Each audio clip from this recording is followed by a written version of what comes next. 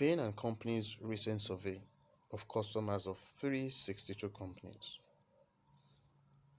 only 8% of them describe their experience as superior. 8%. Yet, 80% of the companies surveyed believe that the experience they have been providing to their customers is indeed superior. Check the comparison. 8% of customers have received superior customer experience. 8%.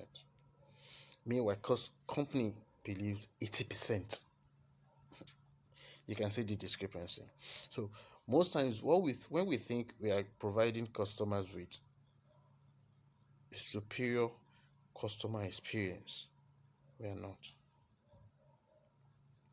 So I'm telling you, if one of the goals of your business is customer satisfaction, then you need to know that customer satisfaction is essentially the aggregate of series of customer experiences, not one. No, because we see customer satisfaction from the point of how you were able to attend to the customer. No. Customer satisfaction starts from when the customer thinks of your business. For instance, you're running let's say a telecom business. Okay, so your customer experience starts from, or your customer satisfaction starts from when your customer tries to use the network. And maybe it's coming up with this poor signal or a bad feedback or a one-way speech. The customer is not satisfied. You don't expect that customer to now call your customer service and you're able to resolve the problem and you think the customer becomes satisfied. No. Customer satisfaction, it's not a one-point thing. Let me put it that way. It's a series of encounter. So they now aggregate how you've made them feel through the series before they now say, okay, I am satisfied, I am not satisfied. So managing your customer experience literally means how your customer feels at each touch point, from when they discover your business till when they use your products and services. Now, there are two keywords: feelings and touch points. Feelings. Are they happy? And when a customer is happy, seriously, that means you have met their expectations and you have surpassed that. That's how a customer can be happy. Are they indifferent? This is when you've just done the basics right, and they're like, okay, well, they tried, but they're indifferent. That doesn't mean they will come back for your product or services, or they will come back to your business. Then the third one is sad. Customers left with unmet expectations. You have overpromised and you've underdelivered, or you have performed below customers' expectation. Because customers, they've done business with not only you but with different companies. They have this benchmark that they believe at least you should be able to rise to this level before they can consider themselves being well treated or being well attended to or being well served.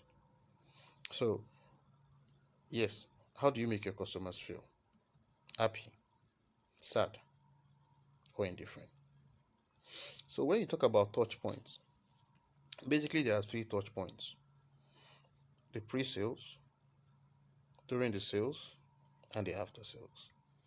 When you talk about the pre-sales, customer needs information about the products they want to buy. They need your guidance. They need you to, because they want to make inquiries, and they will need your prompt feedback, and also they will need your suggestions. Okay, like a customer that wants to travel out now and is thinking of, okay, what are the things I need to take along? They must be able to visit your website, and if you sell stuff like that, and you can tell them, okay, you can take this, you can take that, and you can also provide catalog of what other people have taken. For instance, if you go to an e-commerce app like Konga,